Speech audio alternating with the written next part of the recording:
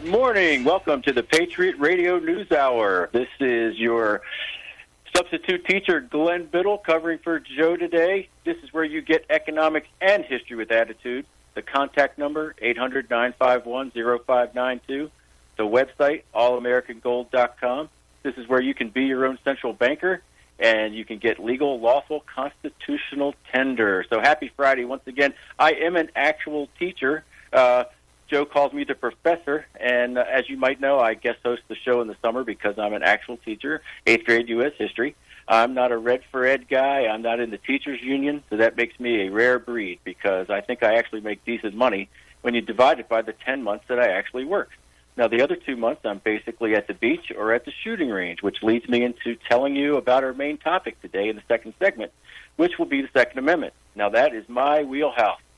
I am a retired Air Force combat arms instructor, firearms instructor. I'm also an NRA rifle, pistol, shotgun instructor, and a range safety officer. I can teach all levels of firearms instruction, and we'll talk about that later in the second segment. Now, today, I always like to do what the National Day calendar is. Today's National Daiquiri Day.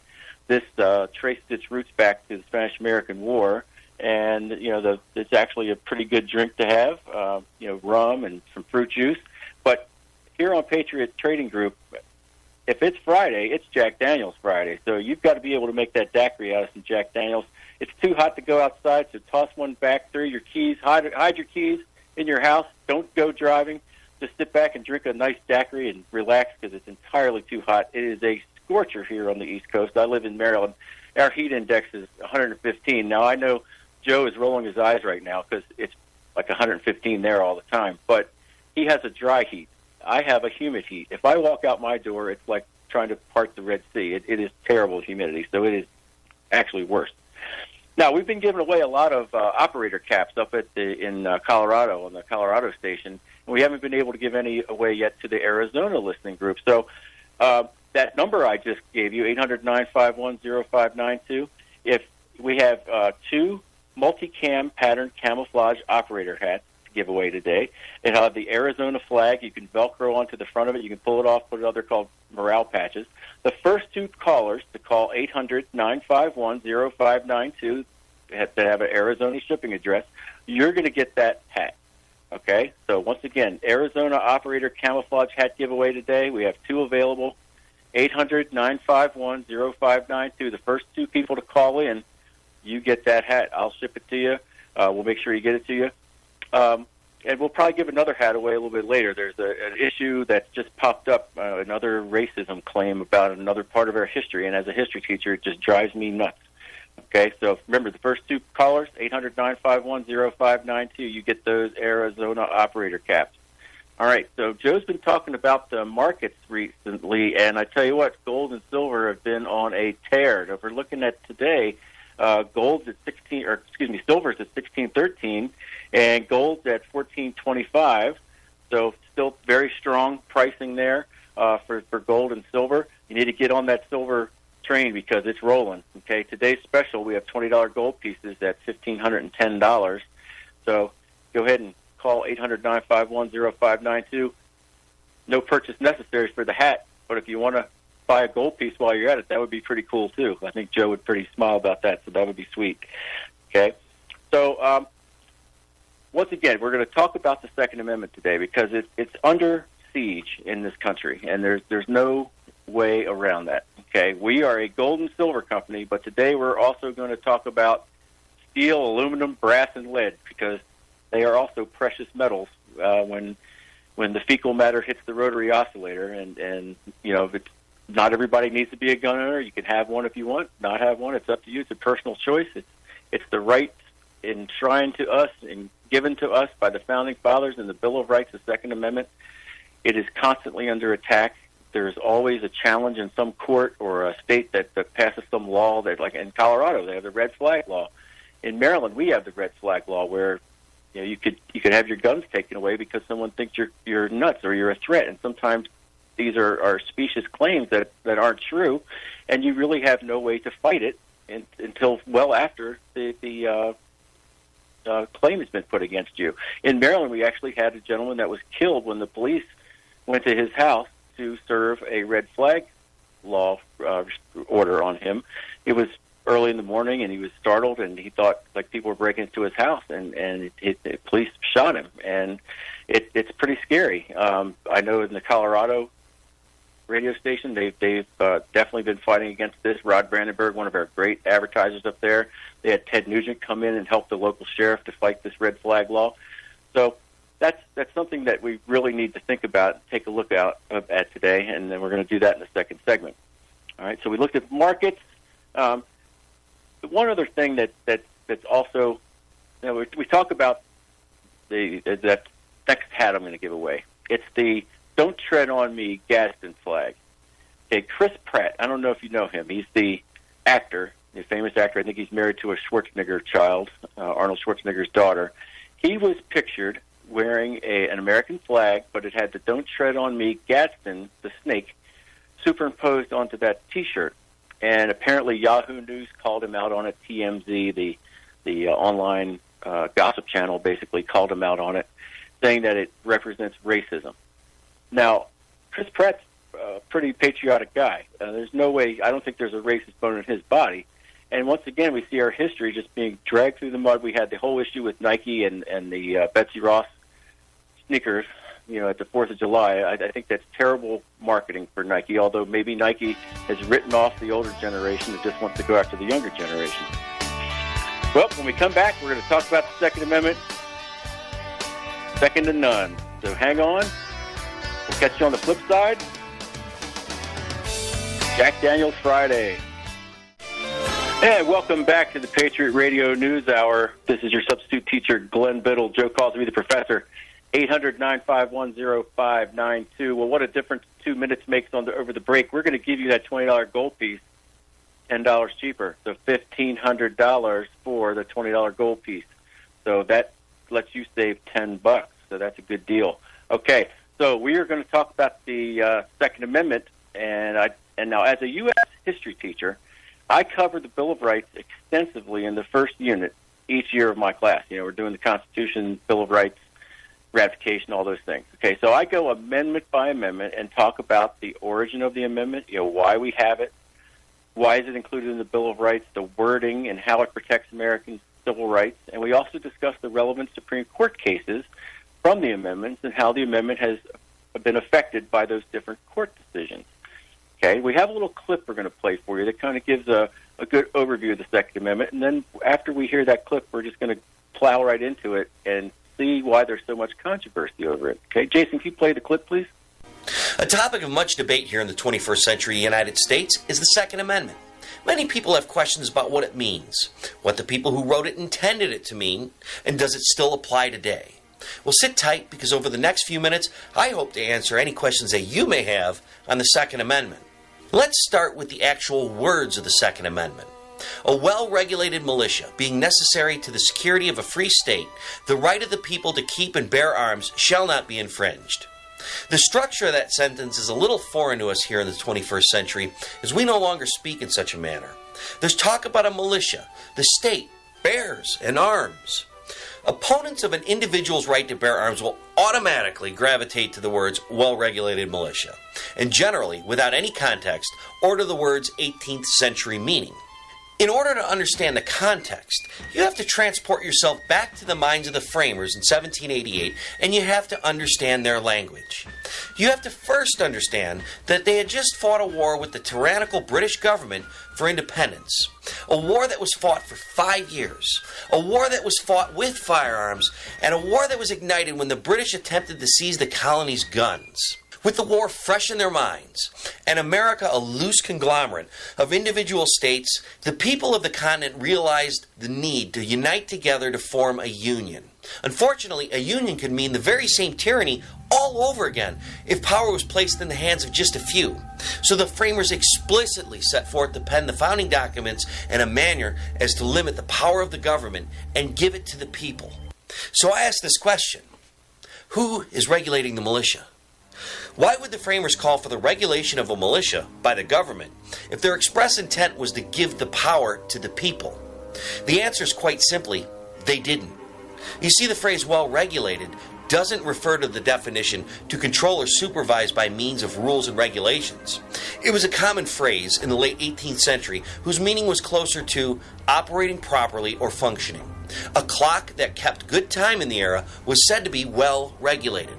So the Second Amendment called for a functioning militia, and the next thing that's uttered out of the mouths of opponents is only the militia can have firearms. That was the intent. So if the militia are the only people to have firearms, who are the militia? George Mason, the father of the Bill of Rights, said it most succinctly when arguing for the ratification of the Constitution in Virginia in 1788. He said, "I ask, sir, what is the militia? It is the whole people, except for a few public officials. The whole people, everybody, you, me, your neighbors, everybody." You can even further understand the meaning of the word militia by looking at the wording of the Second Amendment as it worked its way through Congress. The version that was sent from the House to the Senate on August 24, 1788 reads, "A well-regulated militia, being composed of the body of the people, being the best security of a free state, the right of the people to keep and bear arms shall not be infringed." They understood the right of the people to keep and bear arms as inalienable, or a right a person has simply by existing. This wasn't even a matter of question. One thing the framers understood was that future corrupt politicians would twist and misconstrue words to fit their political agendas. Furthermore, they even feared penning the right would give future generations the opportunity to bastardize the words they wrote. So after much debate, and to the best ability of the framers with the language of the time, the final version emerged from the House on September 21st, 1789. A well-regulated militia, being necessary to the security of a free state, the right of the people to keep and bear arms shall not be infringed. So a functioning militia consisting of all the people is necessary to the security of a free state. What is that state? Was it Virginia? Massachusetts? The entire Union? Just like the phrase well-regulated, free state can be construed to mean a number of things. But again, what did the founders intend? Simply put, free state was used in 18th century political discourse to mean free country. The phrase was not used to refer to any particular government entity. It referred to the free people themselves. In modern terms, the first statement in the Second Amendment, if written in today's language, might read, "A well-functioning militia composed of every person is necessary to a free country." The part that comes next cannot be misconstrued, even today. The right of the people to keep and bear arms shall not be infringed. There are two distinct statements. Well-armed people are necessary to the security of a free country. The right of the people to keep and bear arms shall not be infringed. And from the ratification of the U.S. Constitution to round about the 1934 National Firearms Act, the phrase shall not be infringed was respected and understood. While the founders may not have fathomed the types of weapons that exist today, did they limit themselves in fighting the British with muskets? No. They not only used muskets, but 24-pound cannons, 12-pound cannons, 8-inch howitzers, 5.5-inch howitzers, and the list goes on. In other words, they fought the British like for like. Since we know that the founders feared the newly formed government eventually might become tyrannical, if you look logically at the situation and ask yourself honestly, you know the answer as to the types of weapons that should be available to the public. I again point to shall not be infringed. Much the same as you would never argue the First Amendment doesn't extend to a computer because computers didn't exist in the 18th century, the intent of the Second Amendment is the same. Also, the last time I checked, politicians are still humans. For all the folks out there that say the Second Amendment is outdated, I assume that men are no longer corruptible. I assume that over the past century, the hundreds of millions of people who have died because they were unarmed didn't die by the hands of corrupt men. I assume as the tentacles of government reach into every moment of your lives, things will never go wrong. If you try to make that argument, I'll first call you a fool, and then I'll point you to these words.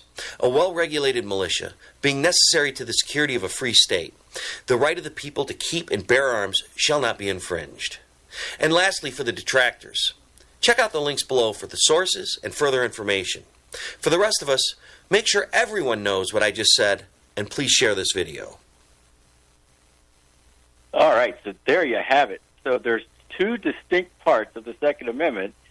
Both the pro-gun and the anti-gun sides place all their emphasis and hang their hats on those two parts of the amendment. We'll go into that in a second. Now, after listening to that clip, that makes you just want to get on that phone and call in and get one of those hats.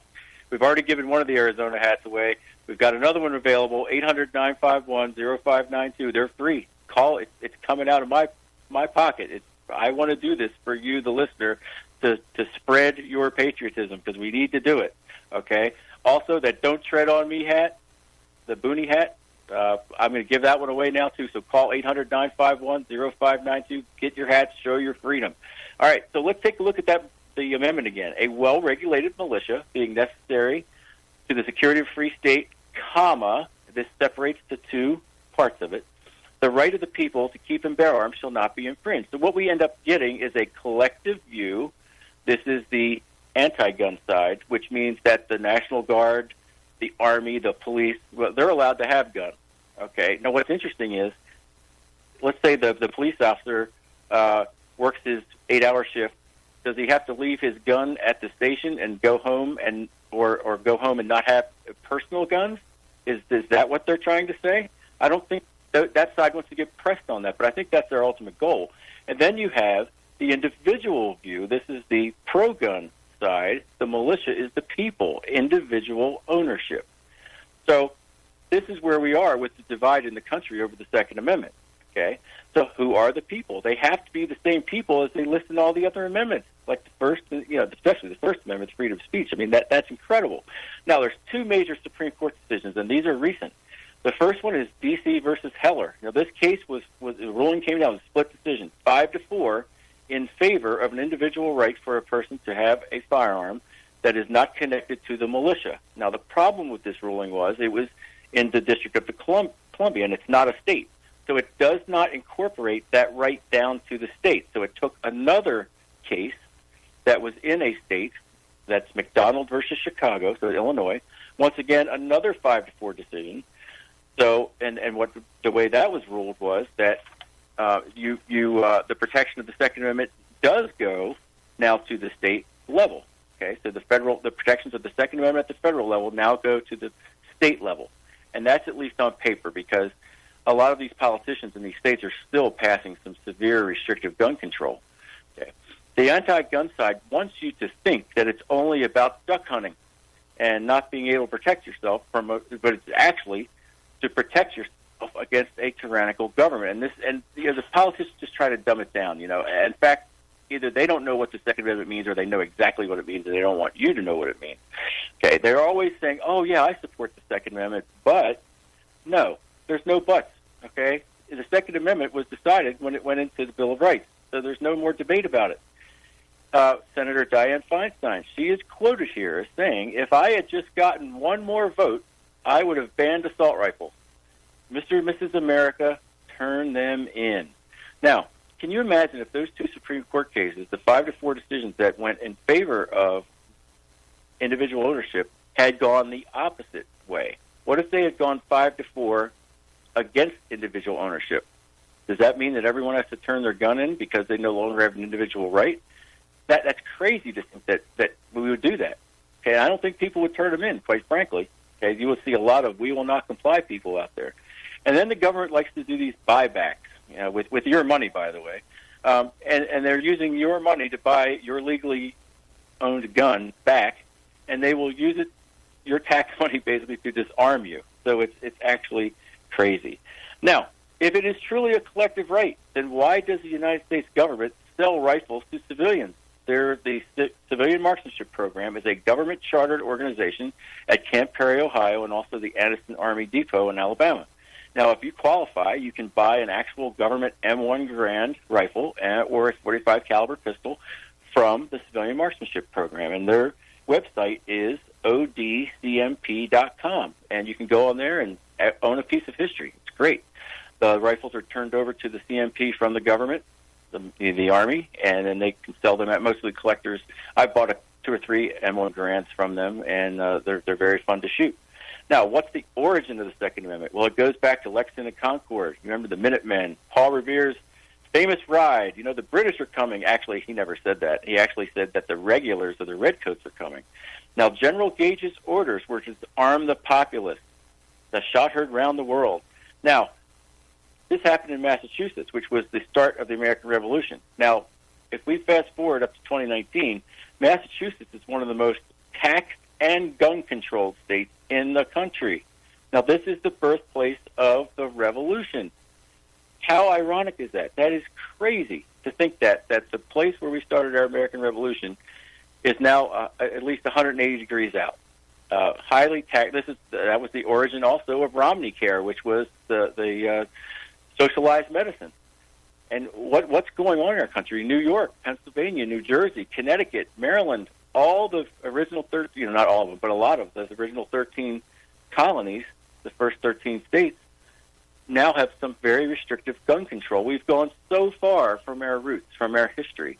And this is why today that when Nike wants to play this game with the Betsy Ross flag, or TMZ and Yahoo wants to play the game with the Gadsden flag, the younger people don't know any better. Well, they know better in my classroom. All right, it's halftime. We'll be back. Hang on with us. We'll see you on the flip side. Patriot Radio News Hour. This is the Phyllis Schlafly Report, a daily look at the significant issues of our time from an experienced conservative perspective. Sponsored by Phyllis Schlafly Eagles, this broadcast continues the legacy of Phyllis Schlafly and stands against forces that mock traditional values, deny freedom of religion, slander America, and would redefine the family. Now, the president of Phyllis Schlafly Eagles, Ed Martin. As Democrats scramble to gain traction for a 2020 presidential run against Donald Trump, they reveal just how convoluted their rhetoric can be. Representative Eric Swalwell essentially apologized for being a white man running for president. As atonement for his sin against the gods of political correctness, he promised to pass the mic to people of other identities and promised to pick a woman as his running mate if he gets the nomination. This doesn't only show how crazy Swalwell is. His promises are aimed at the Democrat Party as a whole. He's pandering to what the vast majority of Democrats believe so he can get the nomination. The idea of passing the mic is deeply un-American. He's saying people like him do not have the right to speak out about certain issues. In America, we acknowledge the right of everyone to have a voice. We don't say only farmers get to have a voice about farm subsidies. We don't say only gun owners get to have a voice about gun laws. No, we believe every citizen is entitled to their opinion on every issue. We don't need to pass the mic to anyone. Besides, do you really think a President Swalwell would pass the mic to one of the millions of pro-life women living in America? He's only going to give a voice to a woman who agrees with him completely about killing unborn children.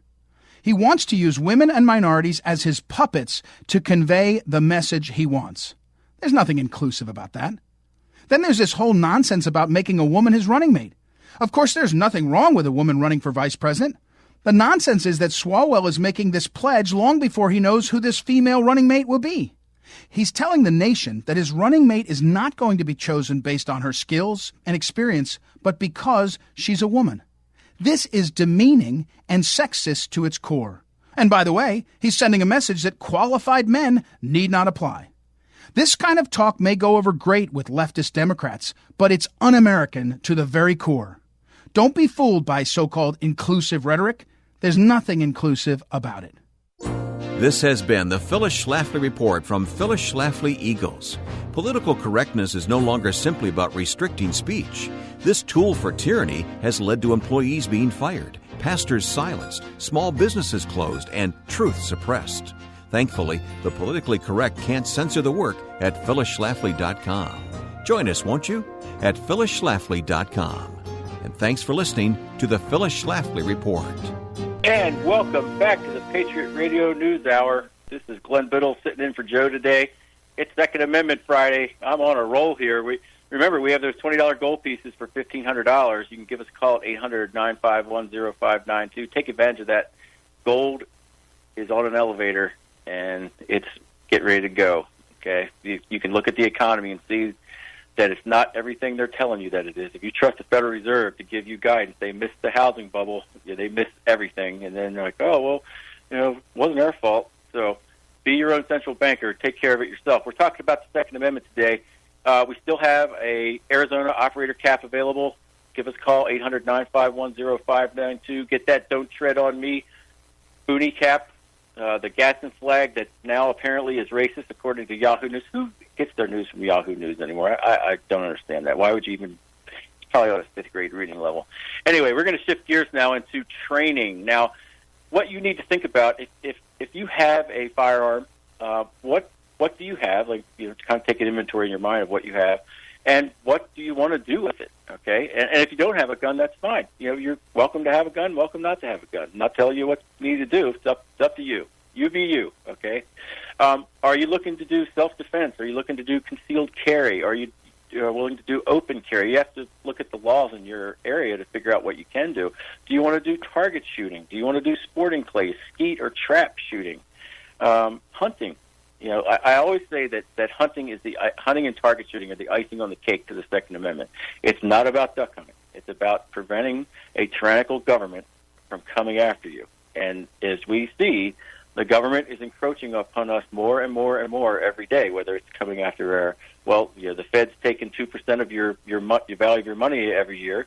The taxes aren't really going down that much if you think about it. The government hasn't gotten any smaller. So if this whole cast of characters that are running for office get in there, they are going to go after your guns. So you need to think about this. This is a topical item that we need to cover today. Okay. Now, also modern sporting rifles. Now, this is what is the correct term for what are called like the black guns, the AR-15s, the AKs, those things like that. They're always called assault weapons by the anti-gunners, and it's a mislabeling. Assault weapons are capable of fully automatic fire, and they are always misnamed on purpose because they want the average American who's really not into this to think, oh my gosh, these guys have fully automatic weapons. Well, no one should have a fully automatic weapon. Now, believe it or not, you can actually own a fully automatic weapon in the United States, but you have to jump through a lot of hoops to do it. Number one, they're very expensive. Number two, you have to go through a year-long background check. You have to fill out a Form 4. You have to pay a $200 tax stamp, federal fingerprints. You have to get your local law enforcement officer to sign off on it. It's hard to do. I've gone through it with suppressors. Ultimately, I'd love to have a fully automatic weapon, but that's not in the cards right now. Okay, so it's up to you what you want to do with this. You have a gun, don't have a gun. Now, if you're gonna have a firearm, you need to do for yourself, for your family, for your neighbors around you. You need to be able to safely use that firearm. Safety is paramount. Okay, paramount. Okay, if possible, first you need to know how it works. Okay, how to load it, how to cycle it, how to clear stoppages, immediate action, reloading, and then marksmanship. Okay, so you need to know how the gun works, how to take it apart, put it together, clean it, all those things, and then marksmanship. And sometimes, going out on your own, you don't know what you're doing. You can watch a YouTube video, but that's not the same as actually doing it. Now, there are a lot of instructors out there. I'm an instructor. You need to check them out. Okay, look at their reviews. What's their demeanor? Are they the drill sergeant? You don't want to. I find that to be kind of putting off. I wouldn't want that. Okay, what's their cost? How long is their classes? There's some places you can go. You can go for a full week. You can shoot a couple thousand rounds in a week and learn a lot. I mean, but that's not necessarily the beginner class. That's more of a advanced class. Okay, what skill level are you? Where do you want to be? There are NRA courses out there. You can actually go online and find a course near you. The big thing is muscle memory, and you need to practice weekly if you can. I shoot every week, and at least monthly, and you need to challenge yourself. Shoot with friends. It's a great social activity. It was 100 degrees here on Wednesday. I was out with my art teacher from high school and my son. We shot 3 rounds of skeet. We had a great time. We try to do it every Wednesday. Thursday night's my range night at my local gun club where I'm the vice president. I'm down there every Thursday night shooting, loving it. I shoot about 2,000 rounds a week, but I'm always on the range, either instructing or shooting or training myself. And I do this in the rain, the snow, the heat, the cold, low-light situations. I've run through scenarios. I'm always doing something to make myself better. Now, my eyesight's getting not as good as it was. My reaction to, I'm getting to be an old guy, so I have to work harder. And like last night I was shooting, it was 100 degrees. I had sweat rolling through my eyes. You you need to practice in these situations because you never know when you might have to use that firearm. Okay, even if you're hunting, it's going to be sometimes extreme cold or extreme heat or rain. You have to be able to function in that type of environment. So training is very important, and the police have to do this too. They have to train all the time because when you watch TV shows, it's so fake. They're always shooting the gun out of the bad guy's hand. That's not how police are trained. Police are trained to shoot center mass to stop the threat. That's what they're trained to do. You're looking at Tier 1 Special Forces, SEALs, Rangers, and that's Delta Force probably that can do that, but they're still going to do a center mass shot in most cases to stop the threat. So all these crazy trick shots you see on TV and in the police shows and the movies, that's not realistic at all. So don't go into the shooting sports that's how you need to be. You don't. You just need to be able to hit the center mass of a target with a pistol at hopefully 15 to 20 yards and with a rifle hopefully at 100 yards, and that will suit you well. You will do fine with that. And that's where it's all muscle memory. You have to get out there and shoot as much as you can because it's a perishable skill. Just taking a box of 50 rounds out to the range once a month, okay, that's okay, but that's not the preferred thing you need to do because if you are a concealed carry holder, you need to be able to draw that gun without looking at it. You need to be able to put the gun back into your holster without looking at it. That's muscle memory. I think Tiger Woods would go out for hours and just do putting all day long, and he would hit the driving range. So that's muscle memory. And you just need to have the ergonomics of whatever firearm you're using. You need to know where your hands are, where things work on the gun, the safety, the magazine release. Those are just things you have to pick up by practice. Okay? And at home, you need to have a gun safe. Keep them locked up if you can. If you have small children, something very important you have to kill the curiosity of the firearm to that child because it's a danger. It's just like a power saw. You wouldn't leave a plugged-in power saw somewhere where a kid could get to it. Well, same thing. You wouldn't leave a loaded gun sitting around that a kid could get to. All right. We are coming up on our next segment. We're going to talk about prepping and firearms next and what can you do with your firearms. So we'll be right back. 800-951-0592, Patriot Radio News Hour. Jack Daniels Friday. And welcome back to the Patriot Radio News Hour, 800-951-0592. We have one of those Arizona operator hats left. Now, Arizonans, this camouflage hat will work in the desert, too. It's multicam. Our soldiers wear these in the desert, so you're not going to stick out with a green cactus on your head. It's going to look pretty cool in the desert, this hat. So we have one left, 800-951-0592. Call in and grab that hat. We also have the $20 gold pieces at $1,500.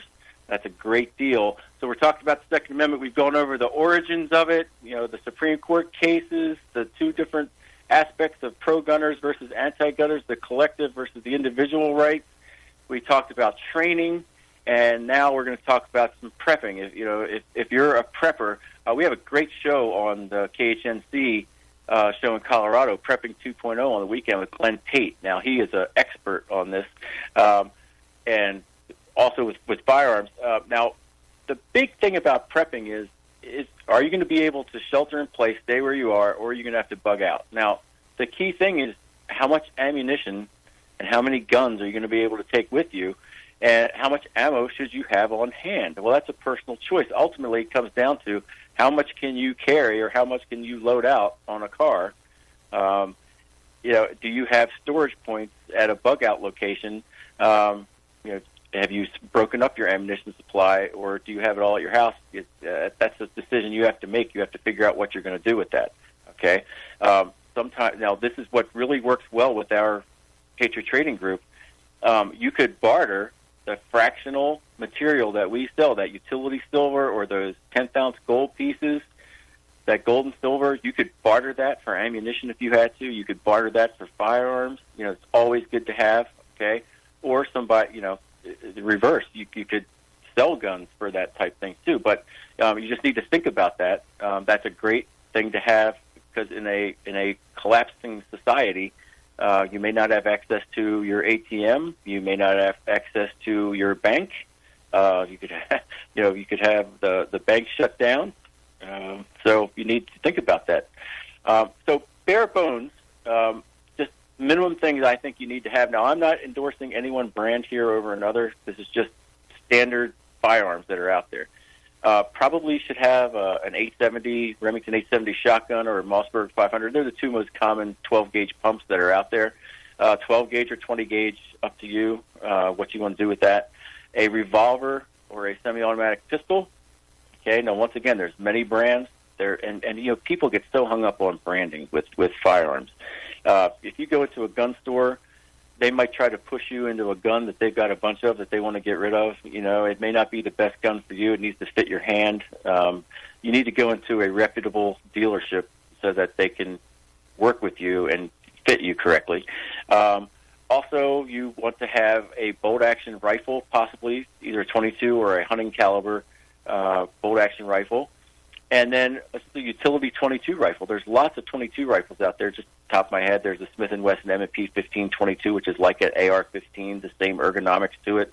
So if you're used to shooting a regular, modern sporting rifle like that, it works very good. The Ruger 1022 is also and there's Marlin 20. There's so many different brands out there, but those are the standard ones. You also want to kind of stick to standard calibers as well. You don't want to get real exotic with ammunition because anywhere you go in the world, you could probably find 308 ammunition or 30-06 ammunition, or the 7.62 by 39, or the 223, the 5.56 for some of the modern sporting rifles. So you kind of want to stick with a standard cartridge that is available, around to you. You need to know your local laws. You need to know your storage. Safe storage on you, like where your wear and carry laws, also transporting in a vehicle, what can and can't you do in your state. That's very important to know, because if you have to bug out, that can be an interesting experience. Also, if you have to go to a refugee center, some of those, or a shelter, some of those will not allow guns in there, and some won't even allow pets. So one thing that they teach police officers, if you go to a domestic call, they say there's always a gun there. That's the police officer's gun. So if you are armed, there is always a gun present. So you need to be aware of that. Okay, that gun can be your safety mechanism. It can be your safety net, but you don't want to get overpowered and have someone take that gun from you, because then you're on the wrong side of the gun. Now, I'm going to ask you a series of questions, and this is can you or do you, okay? Can you do these things? These are things you just need to be able to do. Now, do you know your local state laws on personal and vehicle transportation for firearms? You need to know those because they're very technical in some states. Can you take your firearm apart, clean it, and reassemble it without watching a YouTube video?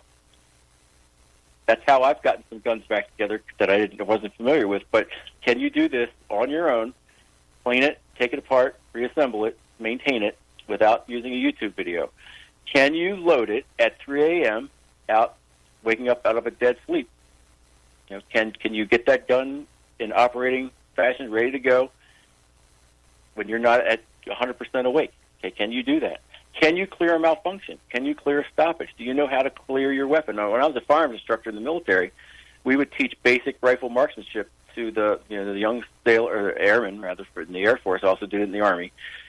They would look at me and like, hey, sir, my gun's broken. I'm like, okay, what are you going to do? Immediate action. Fix it. I'm not going to be there when you're downrange to hand your gun for somebody to fix it. You got to be able to do it yourself, and you walk them through it, and get them to feel comfortable with it. So can you do that? Can you handle a malfunction? Okay. Can you hit center mass of a target with a pistol at 15 to 20 yards?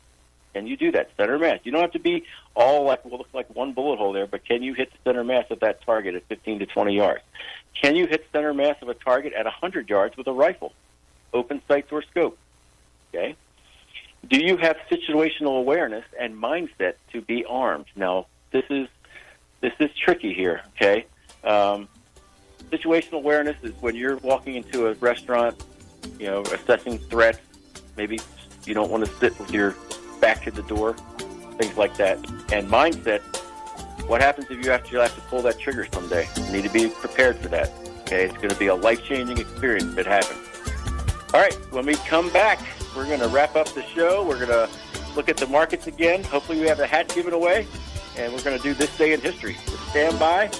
I'll catch you on the flip side. I like guns, I like the way they look. I like the shiny steel and the polished wood. I don't care if they're big or small. If they're for sale, hell, I want them all. I like guns, I like guns, I like guns. Well, I really like 22 mag, 45 lever with the Winchester tag. I like my double barrel, had it most of my life. 357 was a present from my wife. I like guns, I like the way they look. I like the shiny steel and the polished wood. I don't care if they're big or small. What a great song. That pretty much is my theme song. So we just talked about some questions in the previous segment. Can you or do you, type things. If you answered no to any of those or, a couple of them, probably you need to get some training. And there's nothing wrong with that. I mean, you go ask for help from somebody, learn to use the firearm the correct way, and it's going to be more enjoyable for you if you can safely shoot and mark and accurately shoot and have fun and become confident with that firearm. Because the more confident you are with that firearm, the better your marksmanship's going to get. There's no doubt about that. Remember, muscle memory. Go as often as you can. It's not cheap. I'm going to tell you that right now. I think you should have at least 1,000 rounds for every firearm that you have. Because if you're constantly training, you're going to go through that ammunition. The UPS man hates me because every time he pulls up, he's hauling 100 pounds of ammunition up to my door. And he's like, "What are you doing all this?" I said, "I burned through it quite quickly. That's why you keep showing up here every couple weeks." And he just laughs. I don't know if he's laughing, funny laughing, or if he's laughing like nervous laughing. But I'm one of the most stable people you can get, so it's all good. All right, so let's take a look at this day in history. We actually have a gun-themed this day in history at one point, okay? So first thing, the Rosetta Stone, a tablet with hieroglyphic translations into Greek, is found in Egypt. This happened when Napoleon was in Egypt. His men unearthed the Rosetta Stone, and then the British came and took it from him and brought it back, and they were able to decipher it. The way they found out, there was Greek Demotic, which is kind of a shorthand, and then hieroglyphics. They found the family name Ptolemy in the Greek, and they were able to figure it out based off of that, how to crack the code of hieroglyphics. So that's pretty cool, the Rosetta Stone. In 1942, German U-boats are withdrawn from positions off the U.S. Atlantic coast due to American anti-submarine countermeasures. Basically, this was the magnetron. Basically, it found the German submarines, and they had to push them back. And we were able to do convoy systems to get critical cargo over to England and Europe. Apollo and Soyuz spacecrafts dock in orbit in 1975. I remember watching that. I was 10 years old. That was so cool to see that. Born today, Samuel Colt, gunmaker, inventor of the first practical revolver. When he went to sell his idea to an investor, he was sitting at a round table, and he had 6 shot glasses on the table. And he just rotated the table around to the investor and said, "This is how my gun works." And he got the idea. His father pretty much sent him off as an indentured servant onto his ship. And he saw the steering, the wheel on the ship that steered the boat. And that's where he got the idea for the revolver. And he invented basically the first practical revolver that actually worked and didn't blow up in your hand. So that's pretty cool. Lizzie Borden, teacher and famous murder suspect, born today. Charles Mayo, the founder of the Mayo Clinic, born today. And let's see who else. George McGovern, U.S. Senator and presidential candidate today. All right, so let's take a look at some other things. Gold special. We have the $20 gold piece at $1,500. Great special. Call in 800-951-0592 to jump onto that. Also, on the Colorado Front Range News Hour this afternoon, Fake News Friday's back. Okay, I am throwing some hard stories at these guys. Tune in to 1360khnc.com. You can stream in. See if Brian gets his butt kicked today by the guest. If the guest wins, the guest gets a roll of dimes, silver dimes. So Fake News Friday is back at 1360khnc.com. Have a great weekend, ladies and gentlemen. Joe will be back on Monday.